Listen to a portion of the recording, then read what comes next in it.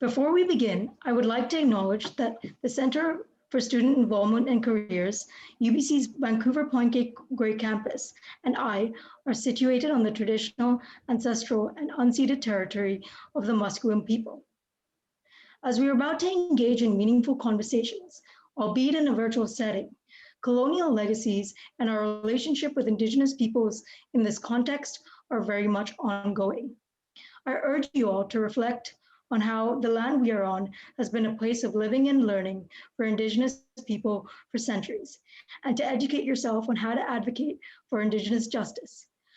I would like to also acknowledge that you are joining us from many places with many different histories, and would like to acknowledge the traditional owners and caretakers of those lands. You can find more information on traditional owners of those lands at native-land.ca. You should now be able to see a QR code and a link on your screen. Please take a moment to either follow the link or scan the QR code to check in and let us know you're attending the event.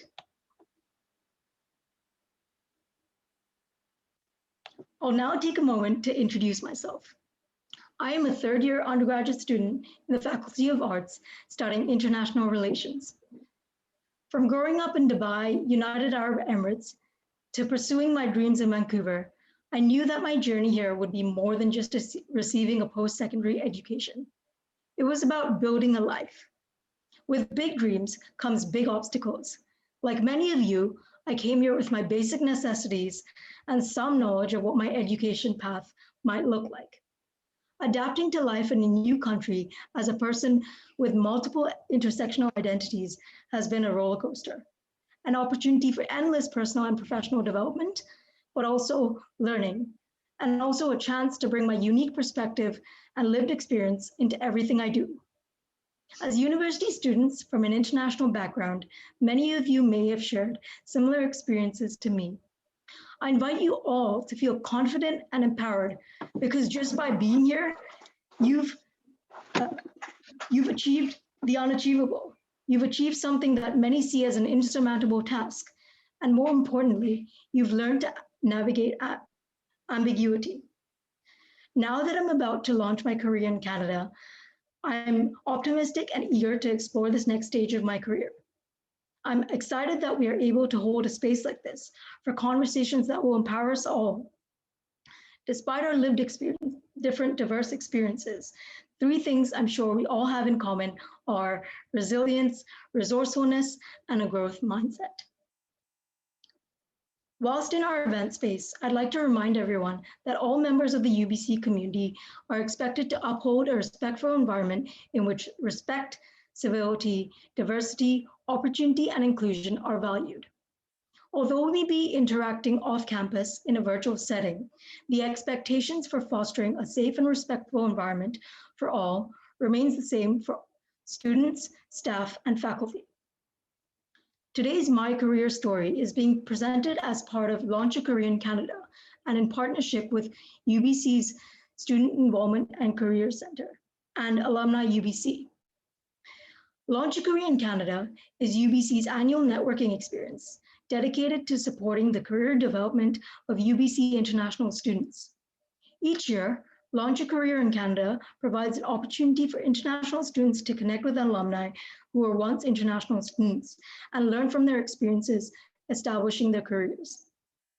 In these events, you will have the opportunity to hear from alumni in various event panels, connect and network with industry professionals in networking sessions, discover how to navigate work and research opportunities at UBC, develop job search skills, learn how alumni made a successful transition from UBC to the Canadian workplace.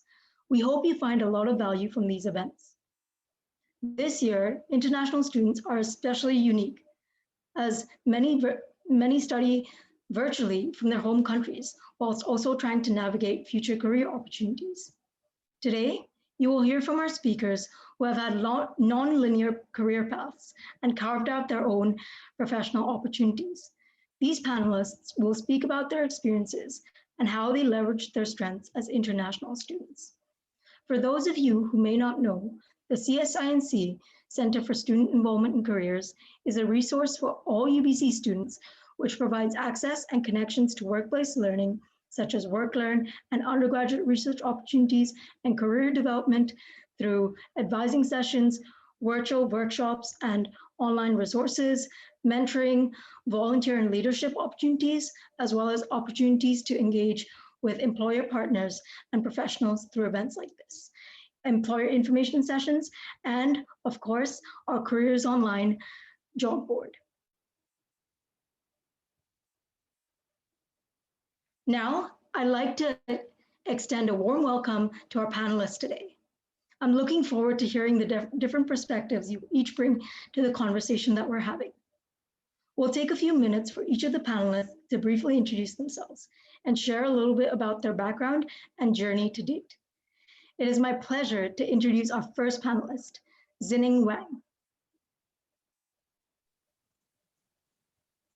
Hi everyone, my name is Zining Wang, and I was international student at UBC, originally coming from China.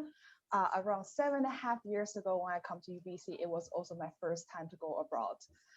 So currently, after 2 years of graduation, I'm right now a senior public policy specialist at Huawei Canada, which is a telecommunication technology firm. So during my time at UBC, which graduated in 2018, I did a double major in economics and Asian studies and a minor in commerce. Also during my time at UBC, I was a co-op student that I participated in the co-op program, arts co-op program. That actually one of my first employer who gave me the first job was today's host of Center for Student Involvement Career. So it definitely is a full circle back to give the companies that nurtured my growth. Since today we'll be talking about career pivots, so there are a few career pivots happening in my rather short career story.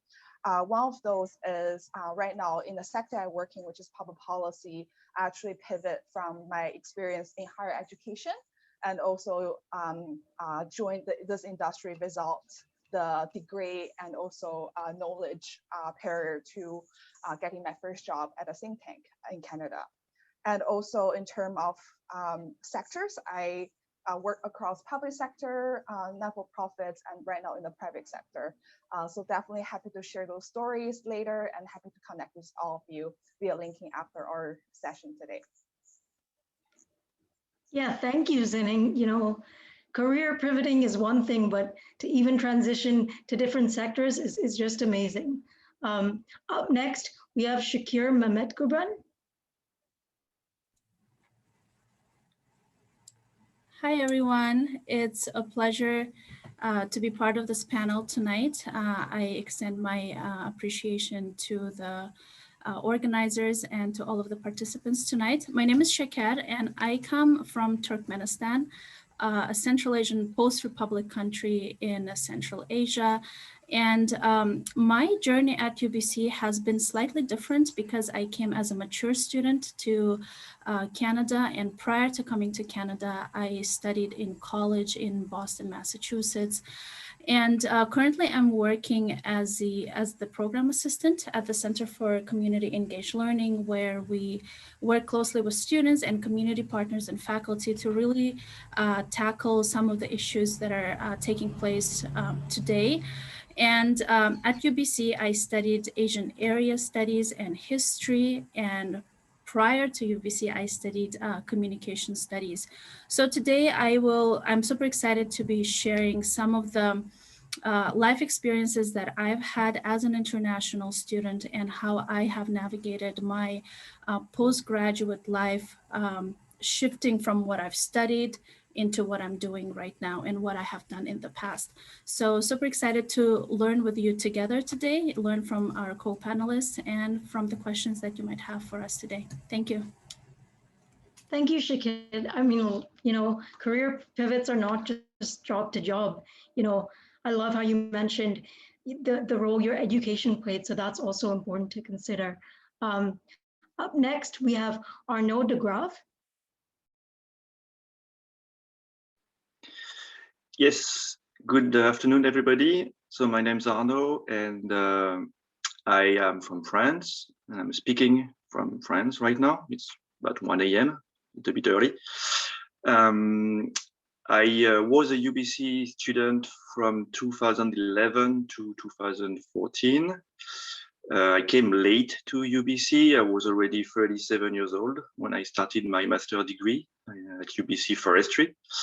Prior to that, I was a university associate professor in Denmark in the fields of microtechnologies, manufacturing, and things like that. It was already a career change as I studied mainly to become a teacher, high school teacher, but got more or less tricked into doing a PhD and then becoming a professor assistant and then associate professor in Denmark. And then for a bunch of different reasons, I decided to shift a little bit in life and pursue my dream of becoming a forester, which didn't happen after studying and getting my master's from UBC Forestry, as I became a CTO of a company doing pollution management using fungi.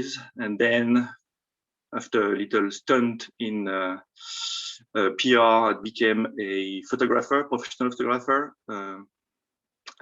addressing environmental issues. So still a little bit of forests for about 3 or 4 years. And then I had no more money, entirely broke. So I got back to teaching engineering, my first job. I was educated for that. And then finally got the opportunity to work for the current company I'm working with. But 4 months ago, I joined Ecotree and I'm finally a forester. So yeah, a couple of shifts and pivots as is the idea behind this panel. I hope my experience will be of value to you all, and I'm absolutely happy to answer any questions and learn about what happened to all the other people in the panel. Thank you. Thank you, Arno. I think we can gain from your story to hear that, you know, despite the pivots, you really can achieve your biggest dreams in the end. And last but not least, we have Asta Pandi.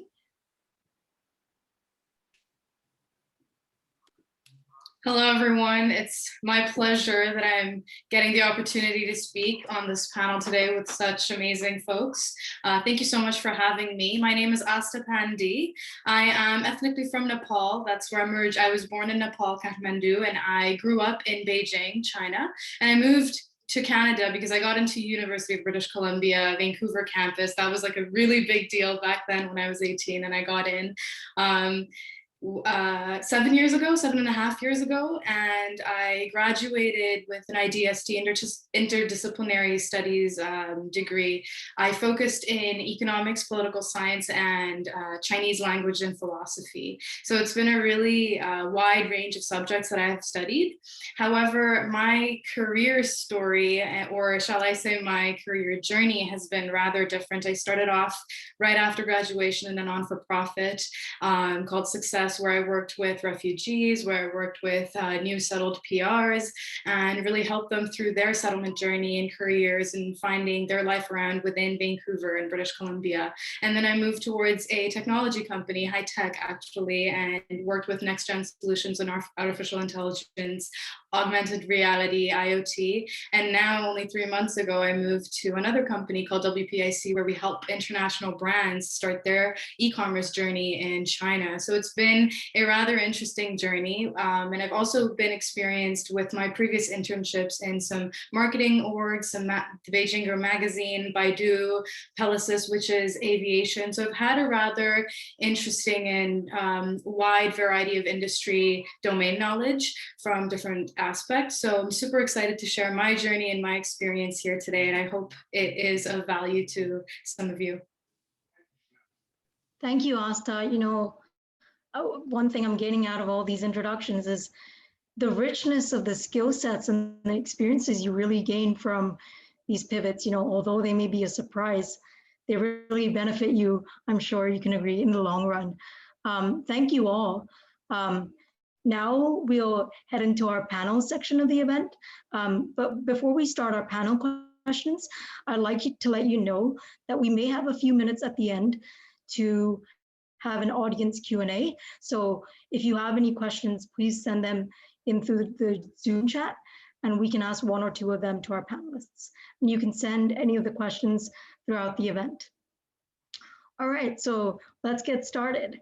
My first question I'll direct to all panelists, and you can start your response whenever you feel like. So the question is, when you started university, did you think you would end up in the career path that you have now? And why did you decide on a career shift or pivot, if you decided at all?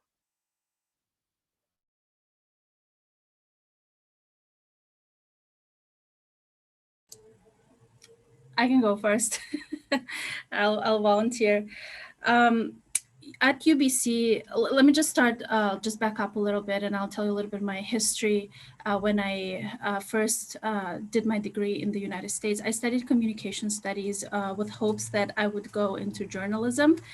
Because I wanted to really engage in covering stories related to human rights and authoritarian regimes, because I come from that part of the world. And then when I started sort of gaining my student experience, I was like, oh, you know what? I really like working with students. Then I'm just gonna connect my work experience within the campus working with students. And then all of a sudden I land an internship at Fidelity Investments in corporate world. And I'm like, okay, I did this, so let me just explore that. So did a little bit of corporate world internship at Fidelity Investments. It's a completely different world from campus work, completely different world from public sector. And then after graduation, though I wanted to connect my life with student experience, student development, I ended up working in a fleet management company where I had no interaction with students at all. So it was a completely different experience for me. And I ended up working with clients all over the world, doing onboarding processes, providing demos for our platforms that we were selling to companies, and really trying to adapt into a very fast-paced environment, corporate environment. And then what I'm doing now, which is, again, I went back to student development. It was probably a very conscious move, even though I didn't, my educational background is in Asian studies and history. It doesn't really involve a lot of student engagement, but it sort of equipped me with, I would say, with knowledge where I could really tap into various identities and build a pathway to build a bridge with students and build a relationship with students. So to answer your question, was it a conscious decision or not? No, because I think that's where the beauty of life comes in. So different situations come at you, and then you're the one, you're like, you know what, I either take it or throw it. So I was the one, you know what, I'll take it because it's a learning opportunity for me. So fleet management company was completely unconscious. Program management was partly conscious, partly unconscious. So I think that would be my response. So it's 50-50. Thank you. Zining, do you have any thoughts Yeah, so on, I can on share that? a bit of my story too. The short answer is I had absolutely no idea. The longer story was when I was deciding on university. Actually, most of my admission letter is for the Faculty of Engineering. At that time, I was a student that's rather good at science, coming from a engineering, like both of my parents are engineers, so it didn't really give much thoughts to anything other than engineering, except one engineering offer with the name of the university. And then it was one day in the summer holidays, I look at my bookshelf, and then I realized there's not a single book about science and engineering. It's all about history, economics, and arts. And that's one of my aha moment, just like, if I didn't even bother to read about it in the first 17 years of my life. So I really want to make that my university major and have a career path afterwards. So I would say my first piece of suggestion is to really look into your playtime or time spent without purpose. So in your playtime that you're not studying or working, what subject or which aspect of life you focus on, that could be your genuine interest in there. So I kind of come to UBC quite scared. None of my family members have ever went abroad, neither did an arts degree before. And I have always interested in the field of public policy, but I didn't really consider it when I was a student for a few reasons. First, as public policy is really a master field instead of a bachelor field. Most of the people go into the field after they have received a master education in public policy or global affairs. And secondly, as international student, I'm pretty sure we can all relate that there are kind of visa restrictions or immigration status restrictions. And for public policy, most of the graduate goes to government entities, which, you know, as international student, it's harder to get into those jobs. But I kind of didn't really give much thought, went into higher education, really loved it and my experience in there.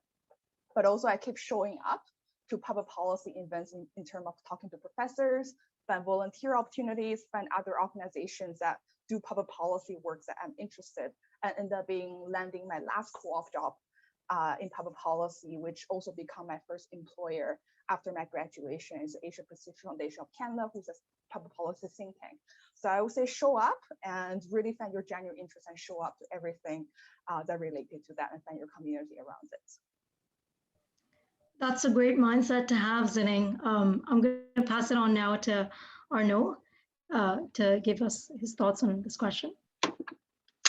Yeah, it's very interesting that what Zining just told us, because I'm a little bit like her. I mean, I didn't really choose anything until very late. I was a fairly good high school student, and my father was a manufacturing engineering teacher, and I liked it. And I thought that teaching would be good because, well, yeah, you don't get a lot of money, but you have a lot of free time and you work with kids, so that's a good thing. So they gave me a pretty good push in the back, and I just rolled and get to some school, and then got into a teaching school and became a teacher. And then I was a fairly good student over there as well, so I got into a PhD, and I got a PhD, and then I wanted to go teaching, but an opportunity came in and I became assistant and then associate professor. And here I am 37 years later and never had any choice, actually. Just go with the flow. But I remember many times when I was unsettled or unsatisfied with whatever I was doing, something was not going very well. I was always thinking, damn, I would really love to be a forester. Being in the forest is really, really what I want. And at some point, in research, I was studying in engineering and then focused to environmental issues, and got distraught because what we were doing was not very environmentally friendly, and the teaching in Denmark was a little bit annoying because of this way students used university as a self-service to get their diploma without really respecting what, you know, the differences, etc., etc. So I said, oh, that's it. And I just quit. And I joined UBC to become a forester. So that's the very first choice in my life I did was when I was 37 to start over as a forester. And then after that, when I got my degree, I really wanted to work in forestry, but again, opportunities, choices, things happened. I ended up with my friend doing depollution. Didn't work out because the field of depollution is not very clean, and we got butchered as a very small startup company by a very big construction company with way more money than we had. They used us for greenwashing. It was not very pretty, I can tell you that. But I learned to understand what happened over there, and then another opportunity came in as a photographer, so I did that, and no money, so I did something else, and finally I managed to do that. So did I think that I would end up as a forester at the end? I certainly did hope I would end up as a forester, and the rest was just winging it. Awesome, thank you, Arnaud. I'll just pass it on to Asta now to give her remarks. Thank you, Kim. When I started university, I did not think I would end up where I am right now. When I started uni, I actually applied for international economics, and it was the first cohort for BIE. And it was really interesting. First year, I found out that that's not what I want to do. And then I moved towards looking at different options, and I bumped into a friend, and she said, hey, I'm in interdisciplinary studies. Why don't you take a look at that? Because I was really confused too.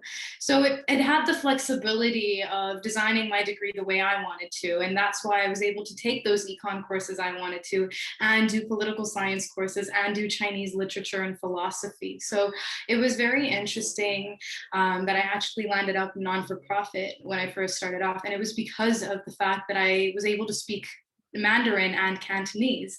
And I realized my first year after university that I really need to hone this skill, and this skill is what's going to take me and move me forward. And I started listening to podcasts about the Chinese market, the Chinese economics, a lot more about China, considering that I grew up there and I didn't focus on China so much when I was there, and then moving to Vancouver and focusing my efforts in that market. And then I landed in a technology company where I was also working for the APAC region. So I really decided to shift my career path after realizing that there's the skill that I have that not many people do, and a lot of people think is an asset, and I need to hone that skill moving forward. So it was an active decision to move away from my studied field, and yeah, move with our current Industry 4.0 digital era. So I believe in investing my time and energy in bettering myself in my strengths, and also moving along with time, investing in our future. Yeah. Wonderful segue, Asta. You know, two of the things that you brought up were skills and, you know, your strengths. So leading into my next question, which is, you know, how did your experience as an international student help you in your professional career, and like what skills or strengths could you rely on? Because obviously in a situation like this, having an asset-based mentality is really important. And I'll invite Arnold to kick us off. Yeah, so what helped me? Possibly the language. As you may know, French people are not renowned for being great in English, and I'm certainly not. My accent speaks for me. But the fact that by studying 2.5 years at UBC, also by working previously in a non-French environment, during my PhD, I did 1 year in UC Berkeley, California. That is certainly the largest set of skills that helped me, like communication in English and in also different languages, and being able to navigate in a multicultural environment. It doesn't really help me right now, although the fact that the company I'm working with is also based a little bit abroad, so I'm pretty often helping the other side because they're English speaking, and the French side is not so good as communicating with them, so I'm translating from side to side from time to time. But my 4 years as a photo reporter, where I was basically everywhere in the world, the understanding of the variety and the diversity of cultures and languages and communications and all that I got from UBC, because there is a strong focus at UBC on diversity, as you all know, and the fact that in my own year at UBC, there was people from all over Europe, and some guy from South Africa. It was great to discuss with him. All that really helped me a lot to navigate better that part of my career, those 4 years as a photo reporter. That helped a lot. Yeah. Yeah, thank you, Arnaud. I think, you know, one of the key points from that message is, you know, your own identity can give you like the greatest skill, like language and diversity. So that's something to think about. Shakir, do you have any thoughts? Yeah, just to add upon language, when I got a job to work in a fleet management company, the biggest asset that was needed was the language. I'm a Russian speaker, and the company is a Belarusian company where the original language is Russian, and all the management was in Russian, though we worked with diverse clients from North America, Latin America, a couple of clients in Europe. So the fact that I knew Russian sort of helped me to land a job in that sector. However, I would like to highlight two other things which helped me as an international student, and I believe it will be applicable to most of us and has been applicable to most of us, is the first thing is networking. Because as an international student, when you come abroad, when you come into a new country, you do not have any network, you don't have a social network, you're alone. So being able to build those steps to network, to connect with people, to really share your passion, connect with people from diverse environments. So you would have these intersecting points where you could either build friendship or any kind of relationship. That's number one that has helped me a lot. And second thing is being able to rely on yourself. Because when you're an international student, you have no family here, you have no network, as I mentioned earlier, and finding pathways to address problems on your own in certain ways. I'm not saying you don't need to reach out for help, of course you need to, but at the same time, taking that control over your life and say, you know what, if I have something, I have to do it myself if I can do it. So having that self-reliance, understanding that, okay, I'm alone in this country, and if I'm alone, it means that I can manage it. So having that understanding has really helped me to, or being an international student has really sort of leveraged that skill and asset in me, especially in my career and studies as well. Yeah, thank you. I mean, self-reliance, initiative, being proactive is certainly very important. But I want to talk more about networking. Obviously, that's something that's a buzzword nowadays, but it really helps shape career paths. So my next question would be, what role did networking play in your career development? And how did you go about creating a professional network? What are some of the strategies or tools you used? And Zining, I can invite you to speak on that first. Yeah, of course. And I think my first point will be related to Shakir's point of relationships. And I would say for networking, in my career so far, I would say networking has been 80% in terms of if I'm thinking about reason why I'm getting hired from different positions. And I think there's only one instances I walk into an interview room without knowing at least one of those interviewers who will be interviewing for me for my next job. So networking definitely is a big part of my career so far. And I would say the first point really to Shakir's point about relationships, building really good relationship along the way. And we're not only talking about networking events or business industry professionals, we're also talking about relationship with your professors, relationship with roommates, relationship with your peers. Because a lot of people, when they think about networking, they think about looking for the next person who will give me the interview, who will give me the next job. But probably your next job will coming from the person who sit beside you in your accounting class that come across a job posting on Facebook, and that end up become your dream job and your first opportunity outside of school. So really cultivate good relationships in different dimensions along the way. And second, in terms of, because I know once a student, I was super nervous at networking sessions. And I would say what helped me was really to be holding that genuine curiosity about people's stories. So it's a lot of students coming into networking sessions, oh, I'm going to find my next internship, hopefully today. But I think having that genuinely interest in people's stories, not only finding where they work and how they work, but also finding why they're in their jobs today and why they're here, what drives them really helps us through networking. And I would say thirdly is, to be a little vulnerable when you're networking, because a lot of us are nervous, and it's okay to tell the person you're talking to at networking events, I'm a little nervous now to shake your hand, but I'm really interested in your story, kind of ask you a few questions. And I think that's a very honest and vulnerable way to open up a conversation and really shows your true self at the start of your conversation. Yeah, that's an excellent point. Something that, I grew up thinking and my parents instilled in me is you never know who the person beside you is. You never know who they are, more importantly, but more importantly, who they could become. So keep an open mind and, be authentic. Asta, I'm curious about your experience networking and your thoughts on that.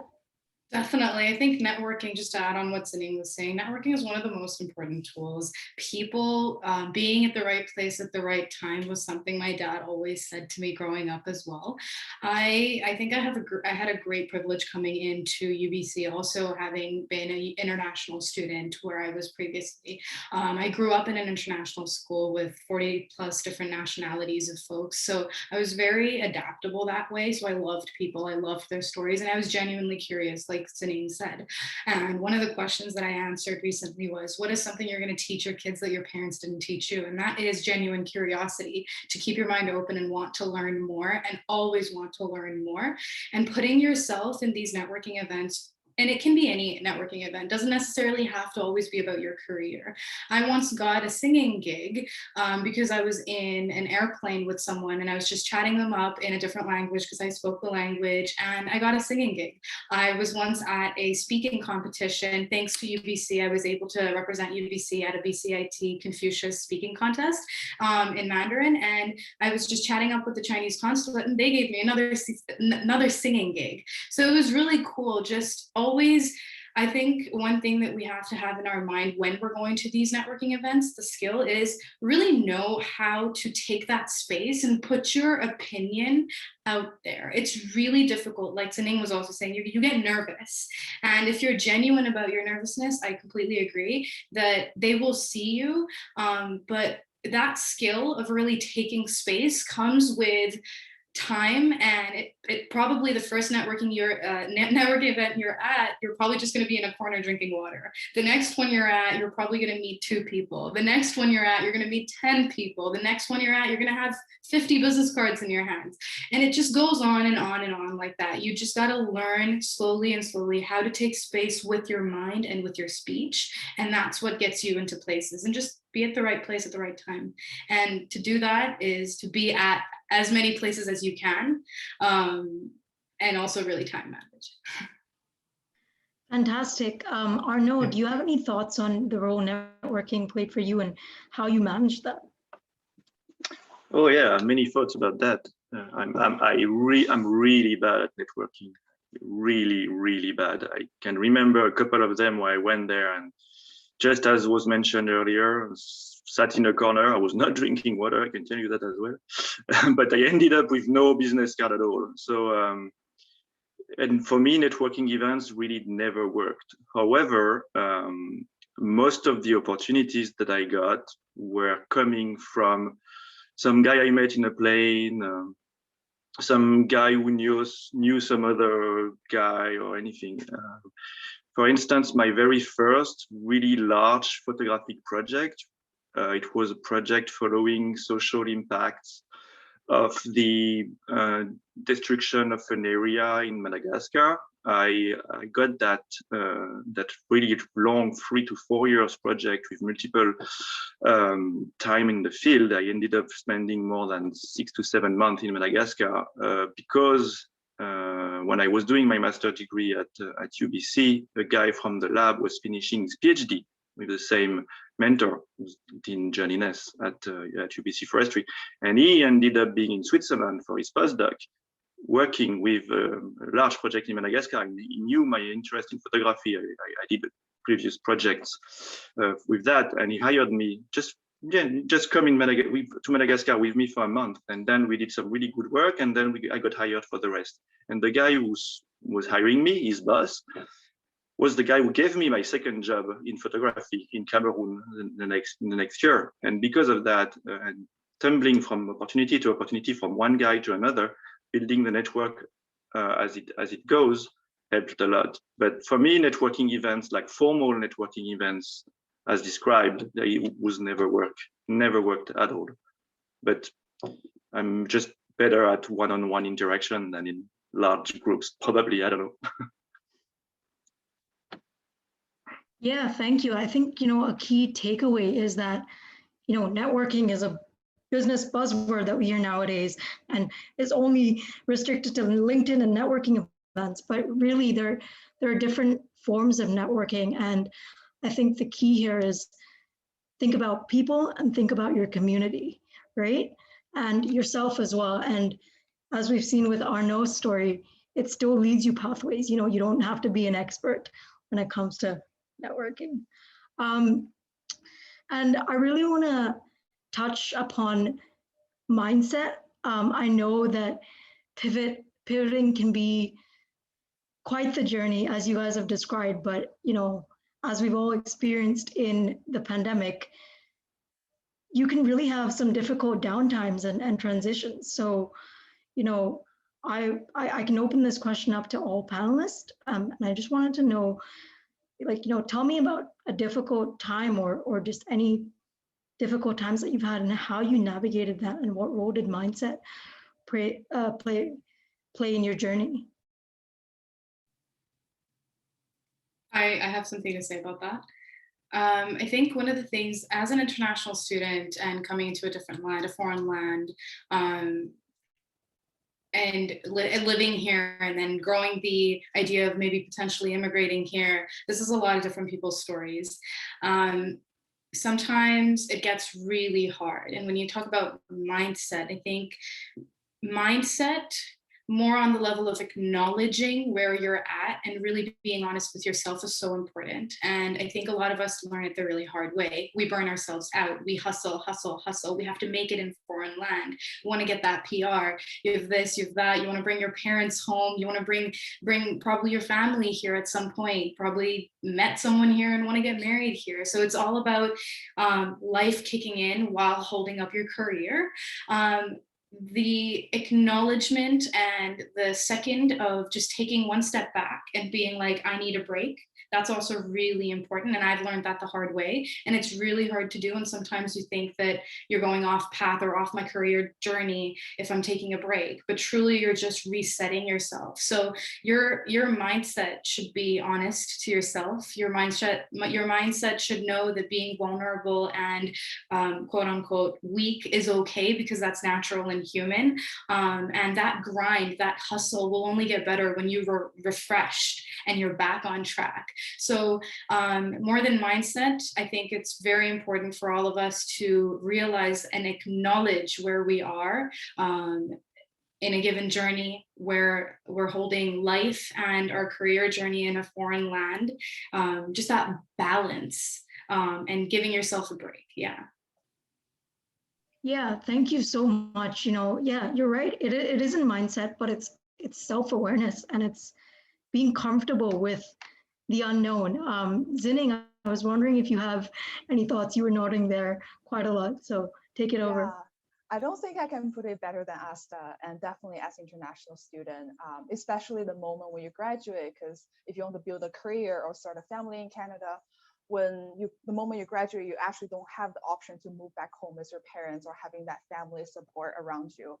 And there are some hard times looking back too. And I wouldn't say those, I have some tips and techniques, but I would say those are the lessons I learned the other way around, which is, if things happens again, or when the things happen second time, I did a bit better. But when I was in the middle of that, actually, those are what I learned from my mistakes. And I think one of the reason is, one of the tips will be really to understanding the difference of looking back and looking forward. So if you look backward, everything starts to make sense. And it's really easy for people to kind of conclude what your path forward will be based on your past experiences. But when you look forward, actually the path will never be clear. And chances are people's career nowadays will never be linear. So kind of really pull yourself out of that picture and looking from a little bit above, and knowing that you're just looking forward, and there will always be a miss, and uncertainty is okay, and uncertainty is actually at some point the beauty of life. And second, I would say to keep a list of what will make you happy. Because when we're in the middle of the difficult times, it's really hard to think about what to do. It's like, you're in your couch, you're just, I don't know what to do. I'm just going to, put on my blanket and be sad for a moment.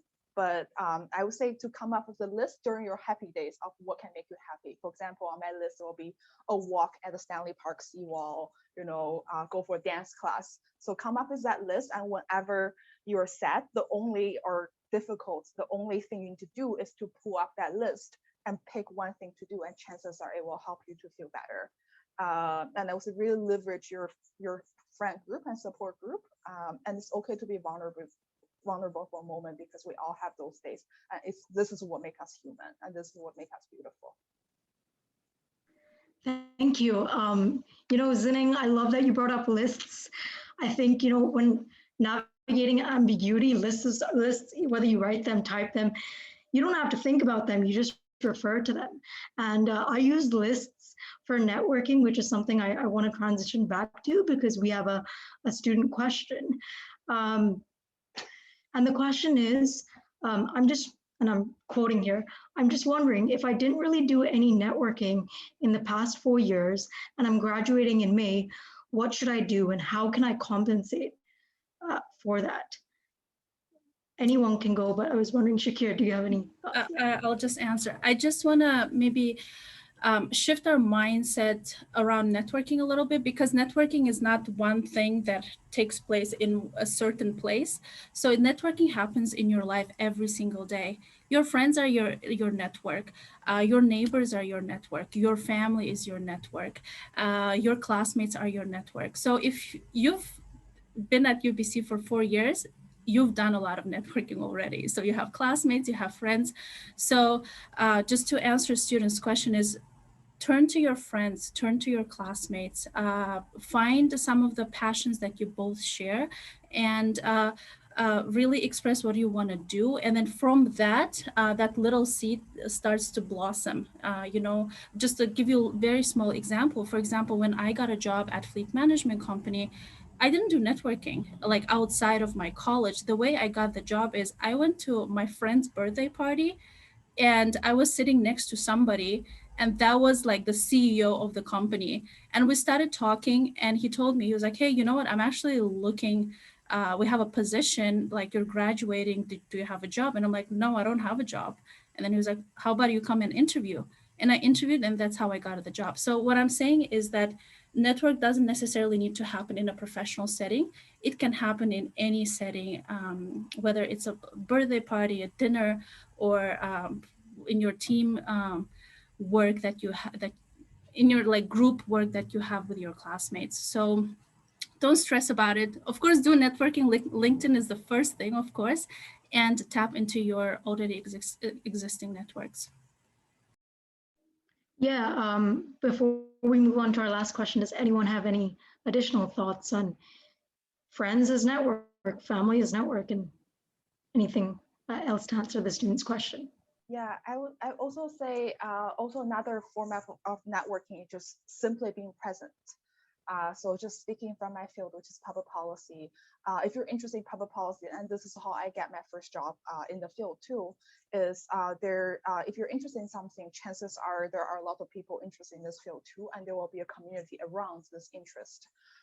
So I would say being present in this community, whether it's joining events, even as an audience, talk to a few people, or even craft your professional portfolio in that field of, for public policies, probably write research papers, write op-ed, or, joining those like online seminars. And through that, people will see you, people will see your name, get familiar with your name. You will be meeting people who will be your mentors. So through that, being present in the field and industry you're interested in. Thank you, Zining. That's fantastic. I think everyone can relate to needing to be present. But also, I would like to add to that from my personal experience. It's also being present, and as we said before, being vulnerable. Literally ask the question, I need to get somewhere. I need to know some contacts in these industries. Do you have anyone that I could recommend? Your closest family members and friends, even that helps. So as we're nearing to the end here, I'd like to ask our final question, and I'll open this up to all panelists. And this is, what has helped you get where you are in your career, and what actionable advice would you have for others and our guests here today to set them off in a similar direction? Arnaud, would you like to start us off? Sure. So to answer that question, I will quote George Orwell. It's actually a quote I have at the end of my email.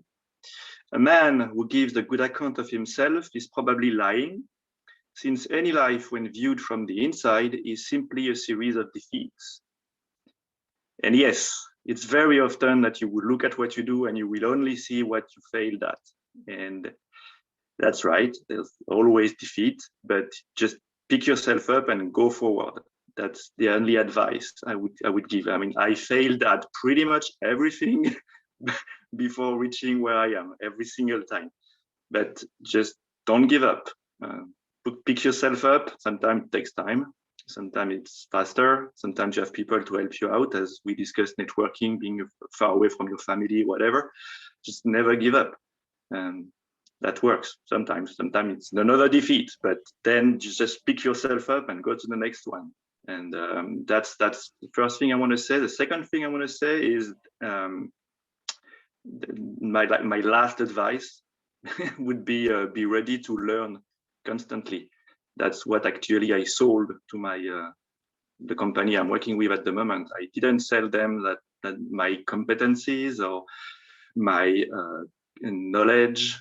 I sold the fact that whatever they will give to me, I will not know, but in the week after that, I will know, because I will learn about it and I will be adaptable. And that's at my, at some point I was introduced by the boss of the company to a new person, and the guy said, so Arnaud, what is he doing? What is he an expert at? And the guy said, Arnaud is an expert at what you ask him to be an expert at, like a week after. So just be ready to learn constantly. That's my advice. Learn, love to learn, and that would work out for you. That's fantastic, Arnaud. I just want to say, I think being an international student itself, you already have learned so much, and you already are persevering. So you have that in you.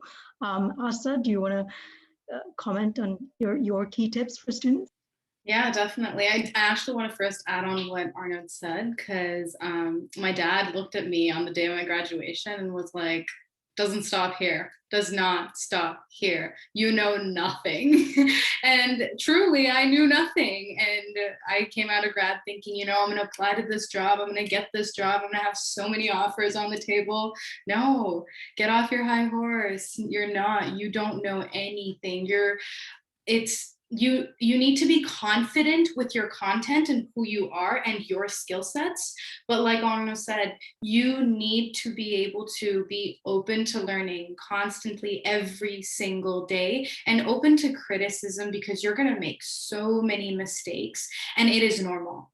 And thank yourself for making those mistakes, because then the next time you won't make that. So it's better the sooner you make those mistakes. And really, the one thing that really helped me get where I am is confidence. It's just to be happy with who you are and not to compare yourself with anyone else. I used to make the mistake of comparing myself to my successful cousins and my brother. My family are full of engineers and doctors, and that's what South Asian families want. And that's not something I did. So there was added pressure of, I have to succeed in what I do, otherwise my family won't pride in me. But truly, with time, I realized that if I'm not happy, it's not going to reflect on my work. If I'm not happy, it's not going to reflect on my future career. Like, I'm not going to build that. I'm only going to defeat myself constantly. So it's just, nothing, be ready to learn, believe in yourself and your content, and it'll all just work out. Thank you. Shakit, do you have any thoughts, tips? Arnaud and Asta put it so eloquently and covered. I feel like they covered it all. But what I would add onto Asta's comment, being confident, I feel like it also comes from knowing yourself, and really invest time to know yourself, and invest time to know who you really are, what drives you, what are your passions, what is your purpose in life, because your purpose is not probably to come to work and work 9 to 5. Your purpose is greater than that. You're here to make an impact, whether it's in your community or worldwide. So first is know yourself, invest time into knowing yourself. When you know yourself, the world will open I feel like it's going to be crystal clear. I'm on that path right now, and the world opens different doors and it gives me answers. Second thing I would highlight is adaptability, knowing how to adapt. Life is, I feel like I'm like an 80-year-old woman giving advice here, but life is so unpredictable and you never know what's going to happen tomorrow. Some of the roles that we have today might not exist in 10 years. Being able to adapt, and that's where learning comes in, being able to learn and to really be curious about different pathways. That's, I think, the second advice would be. And the third one, be confident, absolutely key to that, and compete with yourself every day.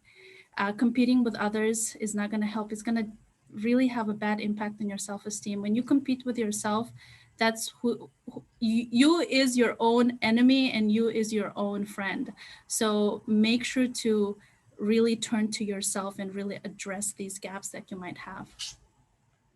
Thank you. I'm just mindful of time here, but Zinning, in one sentence, could you just sum up your key tip for students? Yeah, I would say follow your schedule. Do not compare. Both it's a gift and curse of social media nowadays, but follow your schedule. And I would say to be happy in your life, you need to live it first. So get involved, whether it's get involved on campus, get involved with your community, get involved with your family, get involved with your class. CSINC is a really great resource to get involved on campus, and definitely there's tons of resources you can check out. And take rejections less personally. And I'm personally at fault at this.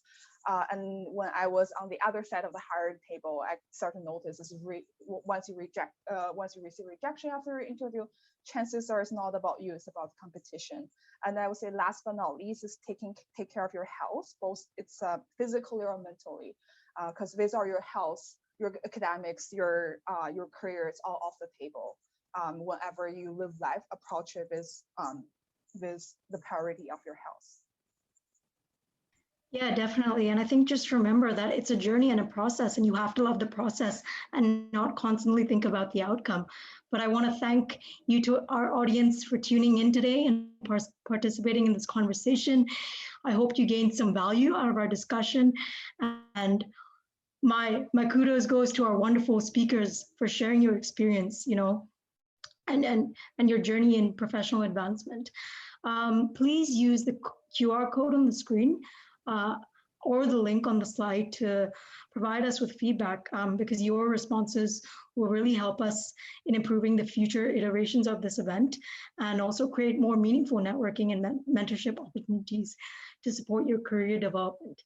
A few notes that our Launch in Career Canada week will continue until Saturday, March 13th, with 4 more events and workshops on Thursday, 11th March, and a final diversity and inclusion workshop with Cicely Blaine on Saturday, March 13th.